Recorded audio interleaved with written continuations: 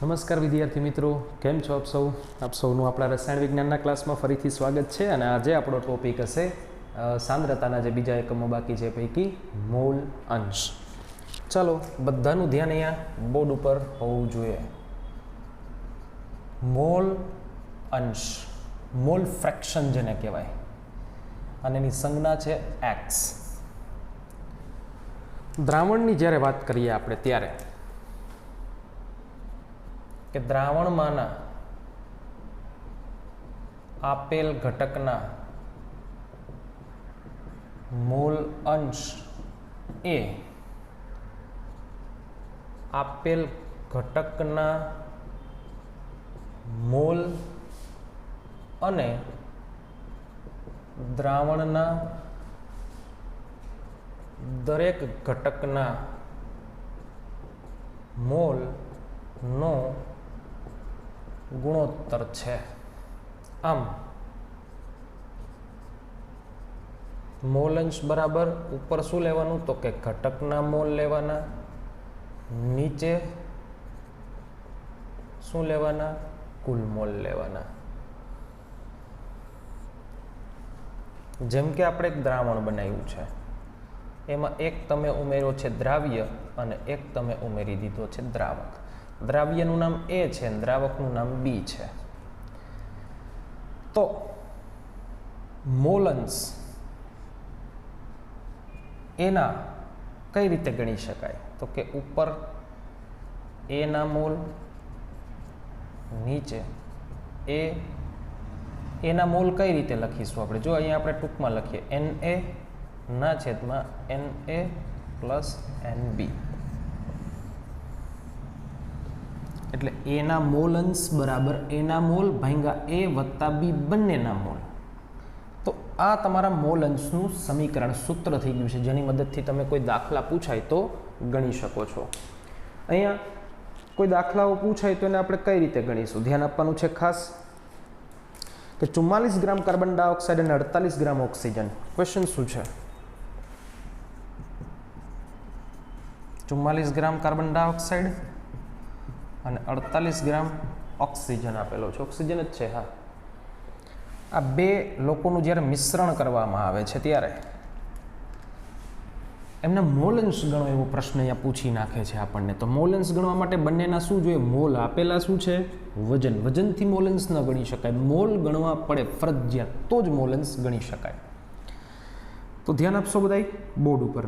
44 ગ્રામ carbon dioxide, 48 ગ્રામ oxygen. તો બંનેના પહેલાં તો મોલ ગણી લઈએ. કોના? કાર્બન ડાયોક્સાઇડના અને ઓક્સિજનના. મોલ બરાબર શું છે? વજનના છેદમાં અણુભાર. 44 એનો અણુભાર કેટલો છે? 44, એટલે જવાબ આવ્યો 1. ઓક્સિજન છે એનું વજન આપી દીધું 48, એનો અણુભાર 16 છે, એટલે એના મોલ આવી ગયા 3. હવે આપણે મોલ અંશ ગણીએ. મોલ અંશની સંજ્ઞા શું છે? એક્સ. પહેલા કોના ગણી લઈએ? કાર્બન ડાયોક્સાઇડના.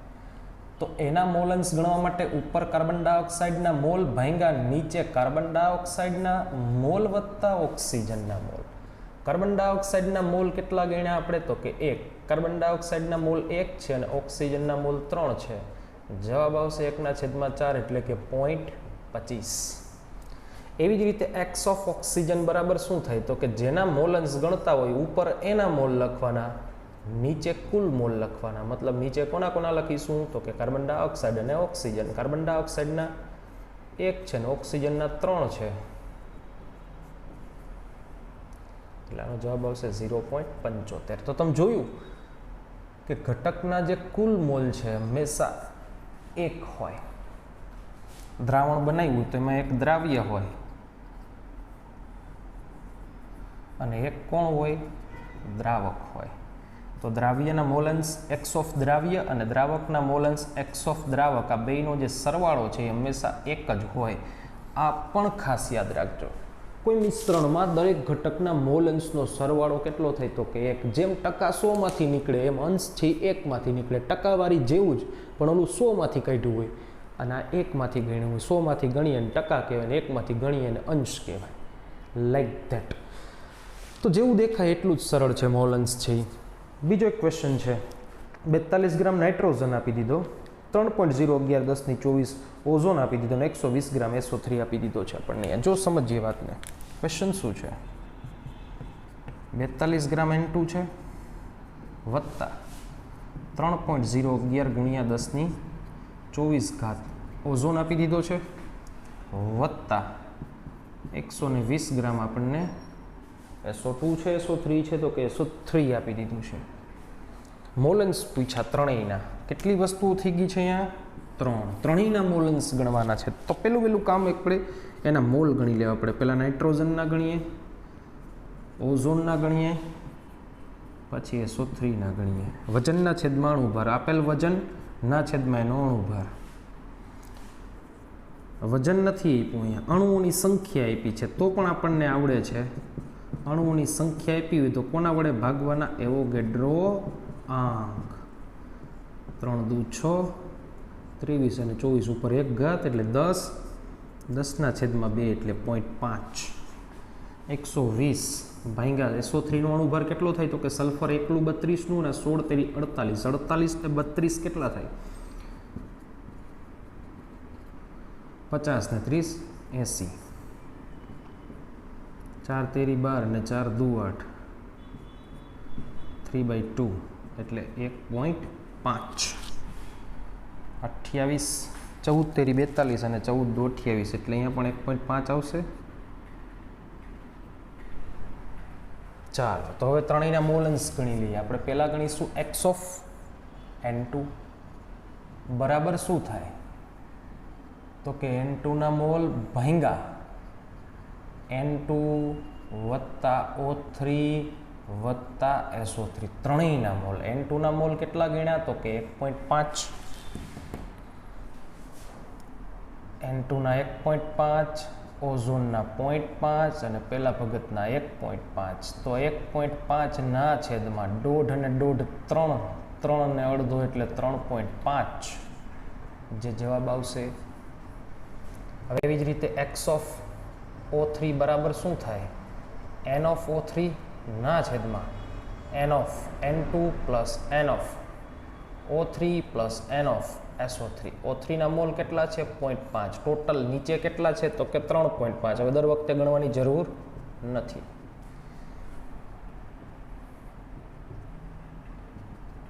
x ઓફ SO3 બરાબર n ઓફ SO3 ના છેદમાં n ઓફ N2 વત્તા n ઓફ O3 વત્તા n ઓફ SO3. 1.5 ના છેદમાં 3.5. જવાબ લખી દઈએ બધાને આપણે. 1.5 ભાગ્યા 3.5 બરાબર કેટલા થયા? 0.4285. અહીંયા પણ જવાબ એ જ આવશે. 0.5 ના છેદના 3.5. જવાબ થઈ ગયો 0.142.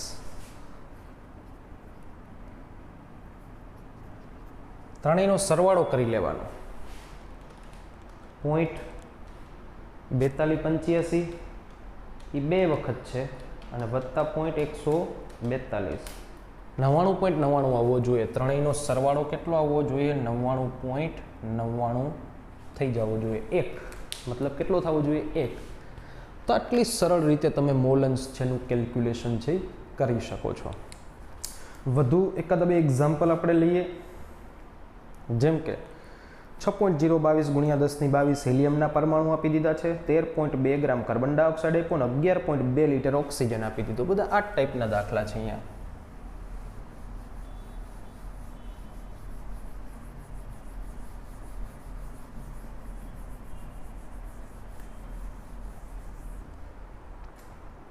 × 1022 હિલિયમ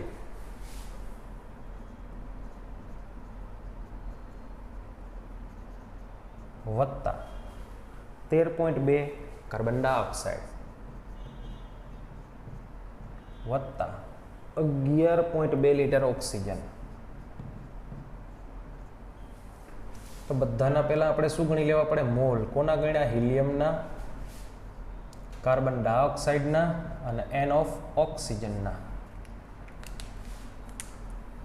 6.022 × 1022 22 છેદમાં 6.022 ગુણ્યા 10⁻23 નીચે ઘાત વધી એટલે 0.1 13.2 ભાગ્યા કેટલા કરવાના છે 44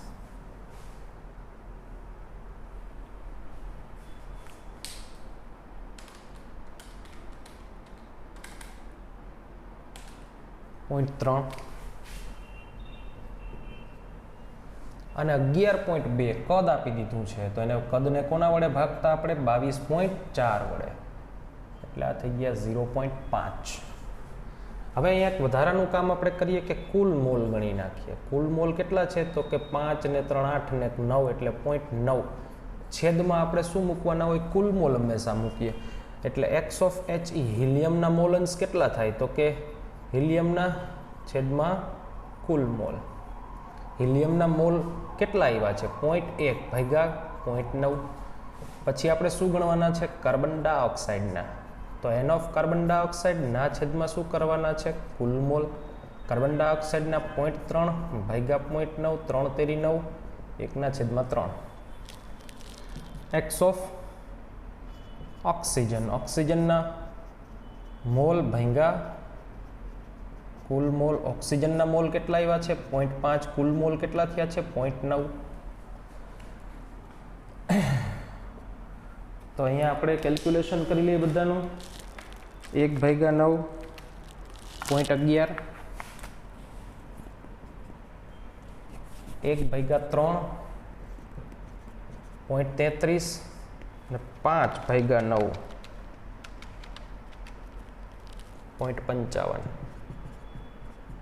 0.55 વત્તા 0.33 વત્તા 0.11 બરાબર 0.99 થવા જોઈએ અને થઈ જાય છે હજી પણ એક દાખલો આપ્યો છે આપણને કે યુરિયાના જલીય દ્રાવણમાં મોલ અંશ 0.25 છે તો તેની મોલાલિટી ગણો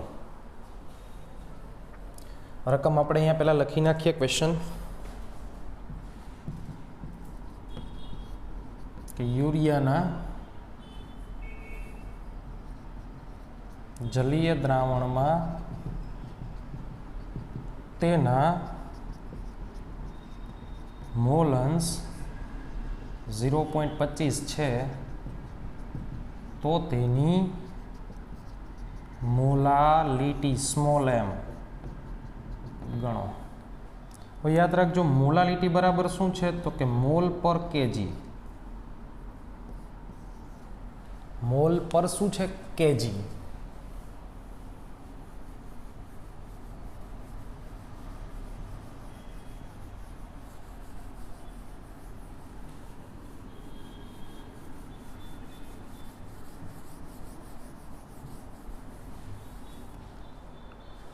એટલે આપણે અહીંયા પહેલા કિલોગ્રામ પાણી દ્રાવક પાણીનું દળ આપણે કેટલું ધારી લેવાનું 1000 ગ્રામ એટલે કે 1 કિલો ધારી લેવાનું કેટલું ધારી લેવાનું 1 કિલો એટલે કે શું ધારી લીધું આપણે 1000 ગ્રામ એટલે પાણીના તમે મોલ ગણી શકો મોલ બરાબર શું થાય વજનના છેદમાં અણુભાર એટલે અહીંયા જવાબ આવશે 55.55 પાણીના મોલ થઈ ગયા છે હવે અહીંયા ખાસ પાણીના મોલ આપણને મળી ગયા પછી આપણું બીજું કામ શું છે તો કે મોલ અંશનું સમીકરણ મૂકવાનું છે કોનું તો કે યુરિયાનું એના બરાબર શું થાય તો કે યુરિયાના મોલ ભાંગા યુરિયા વત્તા પાણીના મોલ હવે આ ખાસ યાદ રાખજો યુરિયાના મોલ એટલા બધા ઓછા હોય કે પાણીની સાપેક્ષ આપણે એને હંમેશા અવગણી દેવાના જ્યારે પાણી દ્રાવક તરીકે હોય પાણી શું હોય દ્રાવક એનું પ્રમાણ એટલું બધું વધારે હોય કે એની સાપેક્ષ યુરિયાના મોલને મારો કહેવાનો મતલબ એવો છે કે અહીંયા 55.55ની સાપેક્ષ આ 2-3 હોય તો એને બહુ ધ્યાનમાં લેવાની જરૂર નથી તો જ આ દાખલો ગણાશે બાકી આને ગણી શકાશે નહીં પાણીની સાપેક્ષ યુરિયાના મોલ અવગણવા એનો મતલબ કે અહીંયા તમે એન યુરિયા લખો તો અહીંયા ખાલી એન પાણી એકલું જ લખવાનું કારણ કે એટલો બધો નાનો છે એને ધ્યાનમાં લેતા નથી તો એન ઓફ યુરિયા બરાબર આને સૂત્રનો કરતા બનાવો અને વચ્ચેથી હવે કાઢી નાખો મગજમાંથી આને સૂત્રનો કરતા બનાવીએ તો x ઓફ યુરિયા ગુણ્યા n ઓફ H2O. આ આપણને રકમમાં 0.25 આપી દીધું છે અને આ 55.55 આપણે ગણી લીધું છે. તો 0.25 ગુણ્યા 55.55 જવાબ થઈ ગયો તમારો 0.25 ગુણ્યા 55.55 13.88. કોના મોલ થઈ ગયા? યુરિયાના. હવે આપણે શું ગણીશું? મોલાલિટી. મોલાલિટી બરાબર દ્રાવકનું વજન, દ્રાવકનો અણુભાર અને દ્રાવ્યનું વજન. પણ જો આ તમે ગ્રામમાં લખો તો ઉપર ફરજિયાત શું કરવા પડે? 1000. હવે વજનના છેદમાં અણુભારને આપણે મોલ કહીએ, મતલબ અહીંયા સીધું તમે દ્રાવ્યના મોલ લખી શકો. યુરિયાના મોલ ના છેદમાં આપણે મોલાલિટીનું સમીકરણ છે ને, મોલ પર કેજી, અથવા કેજી ન હોય, જો તમારે અહીંયા ગ્રામ કરવા હોય તો ઉપર શું લખવાના? 1000. તો મોલ કેટલા યુરિયાના આવી ગયા છે? તો કે યુરિયાના મોલ જે છે સીધા જ લખી દઈએ 13.88 ભાંગા વજન કોનું હોય? દ્રાવકનું. દ્રાવક કોણ છે? પાણી. પાણીનું વજન આપણે જ ધાર્યું છે કિલો, 1000, પણ ગ્રામમાં લખીએ તો ઉપર 1000 લખવા પડે.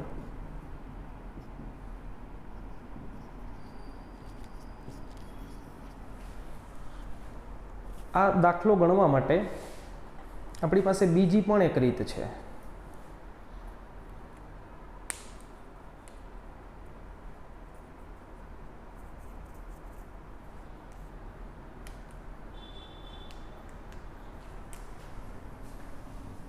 બે સમીકરણોને આપણે અહીંયા સરખાવી દઈએ. જેમ કે n ઓફ યુરિયા ના છેદમાં n ઓફ H2O બરાબર યુરિયાનું સમીકરણ શું થાય? તો કે n ઓફ યુરિયા ના છેદમાં કુલ મોલ, અને n ઓફ પાણીના છેદમાં પણ શું લખી શકાય? તો કે કુલ મોલ. હવે કુલ તો બેયના સરખા જ થવાના છે, ઉડી જશે. કેવા થઈ જશે? ઉડી જશે. અને એના બરાબર એક હજી વસ્તુ લખી શકશો તમે કે યુરિયાના જે મોલન્સ, સોરી અહીંયા મોલ નહીં હો, એમના મોલન્સનું સમીકરણ મૂકવાનું છે. યુરિયાના મોલન્સ અને પાણીના મોલન્સ. યુરિયાના મોલન્સ તમને 0.25 આપી દીધા તો ફરજિયાત પાણીના 0.75 થવાના જ છે, કારણ કે ટોટલ મોલન્સ કેટલા હોય? 1. તો હવે અહીંયા તમને શું માલુમ પડે છે? તો કે n ઓફ યુરિયા ના છેદમાં n ઓફ H2O બરાબર 1/3, કારણ કે 25 × 75. યુરિયાના છેદમાં પાણીના મોલ છે એ 1/3 છે. હવે થોડી શોર્ટકટ સ્ટ્રીકો જે છે એ આપણે લગાડવાની છે. દ્રાવ્યનું વજન અથવા મોલાલિટી બરાબર શું છે? તો કે યુરિયાના મોલ પ્રતિ દ્રાવકનું દળ, જેને આપણે W2 કહીએ છીએ. જો આ તમે ગ્રામમાં મૂકવાના હોય તો ઉપર ફરજિયાત શું કરવા પડે? 1000 કરવા પડે. હવે મોલ બરાબર શું થાય? તો કે વજનના છેદમાં અણુભાર થાય. તો વજન બરાબર શું થાય?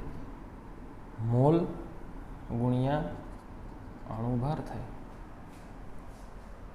મોલ ગુણ્યા અણુભારને તમે શું કહો છો? વજન કહો છો. સમજો વાતને. મોલ ગુણ્યા અણુભારને શું કહો? વજન કહો. તો વજનની જગ્યાએ n ઓફ યુરિયા એમને એમ રહેવા દો, 1000 એમને એમ રહેવા દો. સમજો વાતને. વજનની જગ્યાએ મોલ ગુણ્યા અણુભાર તમે કરી શકો.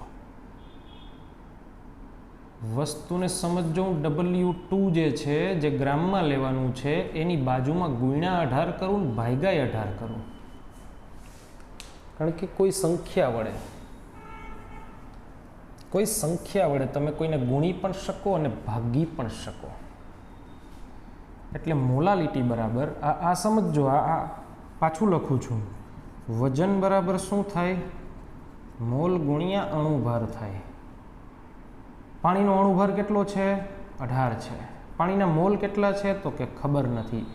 એ કોની જગ્યાએ લખશું? તો કે પાણીના વજનની. n ઓફ H2O બરાબર તમારે W2 છેદમાં 18 પણ કરી શકાય. તો આ જે ફેરફાર છે એને સમજો. અહીંયા W2 હતા, મેં ગુણ્યા 18 કર્યા અને ભાગ્યા 18 કર્યા, તો W2 ને કંઈ ફરક પડતો નથી. પરંતુ આ જે 18 છે છેદમાં, આની જગ્યાએ તમે શું લખી શકો? n ઓફ H2O લખી શકો. એટલે n ઓફ યુરિયા ગુણ્યા 1000 એમને એમ રહેવા દઈએ, આપણે 18 રહેવા દઈએ, આ જે બે ભગતો છે એની જગ્યાએ NH2O લખી દઈએ આપણે. આ બધું ગ્રામમાં લેવાનું છે, યાદ રાખવાનું ખાલી છે તમારે. હવે શું થાય છે અહીંયા તો કે આ જે ભાગાકાર છે એનો જવાબ 1/3 આપણને ખબર છે, એટલે 1000/18 ગુણ્યા 3. 1000/18 અને 3 18.51.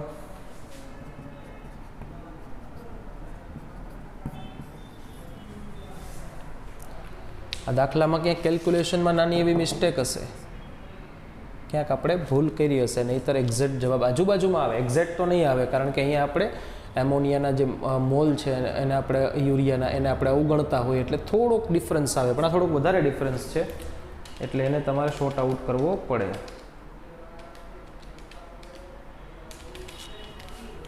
પરંતુ આ પણ એક શોર્ટકટ ટ્રીક છે. આવી રીતે પણ તમે આ દાખલો ગણી શકો. એકના મોલન્સ આપ્યા છે તો બીજાના થઈ શકે, કારણ કે ટોટલ મોલન્સ કેટલા થાય? 1 થાય. આ રીતે તમે એમનો ગુણોત્તર 1/3 લઈ જઈ શકો. કોનો? યુરિયા અને પાણીના મોલન્સનો ગુણોત્તર. એમાં સમીકરણ મૂક્યું તો નીચે છેદ સરખો હતો, ઉડી ગયો, તો ઉપર મોલન્સના બદલે શું વધ્યા? હવે મોલ વધ્યા છે. એટલે મોલન્સનો ગુણોત્તર છે એ મોલનો ગુણોત્તર હંમેશા તમે લખી શકો. યાદ રાખજો, યુરિયાના મોલન્સ ના છેદમાં પાણીના મોલન્સ એના બરાબર તમે હંમેશા યુરિયાના મોલ અને પાણીના મોલ લખી જ શકો, કારણ કે બેયનો છેદ કેવો હોય? સરખો હોય. કુલ મોલ ઉડી જ જાય. અને મોલાલિટી બરાબર મોલ્સ પર કેજી, પણ ગ્રામ લખો તો ઉપર 1000 કરી દેવાના છે. એટલે યુરિયા ના મોલ ગુણ્યા 1000 ભાગ્યા W2 હતું. પછી મેં 18 વડે ગુણ્યા 18 વડે ભાગ્યા. 18 શું છે? પાણીનું અણુભાર છે. એટલે જેથી કરીને W/18 આવે એટલે હું એના પાણીના મોલ લખી શકું. એટલે વધારાનો અહીંયા 18 મારે લખવાનું થયો, કારણ કે વજનની જગ્યાએ મોલ લખ્યા એટલે એક્સ્ટ્રા અહીંયા 18 આવી ગયા. એટલે આવી રીતે કંઈક કેલ્ક્યુલેશન તમે કરી શકો. હવે દાખલા પૂછાય તો પણ. તો આ હતા તમારા મોલ અંશ. ઉપર જેના ગણતા હોય મોલન્સ એના મોલ લખવાના, નીચે બધા ટોટલ મોલ લખવાના. આપેલ ઘટકના મોલ ભાગ્યા કુલ મોલ બરાબર આપેલ ઘટકના મોલ અંશ. અને કોઈ મિશ્રણ બને, એમાં 1 વસ્તુ 2 વસ્તુ 3 વસ્તુ 4 જેટલી પણ વસ્તુ હોય બધાના મોલ અંશનો સરવાળો હંમેશા કેટલો થાય? 1 થાય. તો સરસ મજાની આ રીતો છે એ તમારે મગજમાં રાખવાની છે મોલ અંશની.